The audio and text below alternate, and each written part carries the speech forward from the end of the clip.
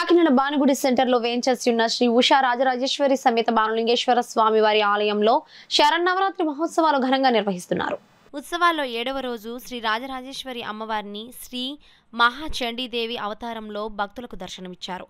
అవతారాన్ని ఆలయ committee chairman Gummala Venkateswararao చిన్న ప్రారంభించారు. ఆలయ అర్చకులు హరీష్ ప్రసాద్ శర్మ అమ్మవారికి ప్రత్యేక పూజలు, అభిషేకాలు నిర్వహించారు. ఉత్సవాల్లో భాగంగా ప్రతిరోజు మహిళలకు సామూహిక కుంకుమార్చన కార్యక్రమం వైభవంగా జరిపిస్తున్నారు.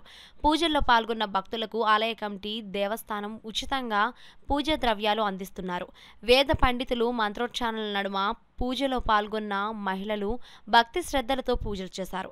ఈ సందర్భంగా ఆలయ చైర్మన్ గుమ్మల చిన్న, ఎగ్జిక్యూటివ్ ఆఫీసర్ శ్రీనివాసరావు మాట్లాడుతూ ఆలయానికి విచ్చేసిన భక్తులకు ఎలాంటి అసౌకర్యం కలగకుండా అన్ని ఏర్పాట్లు చేశామన్నారు.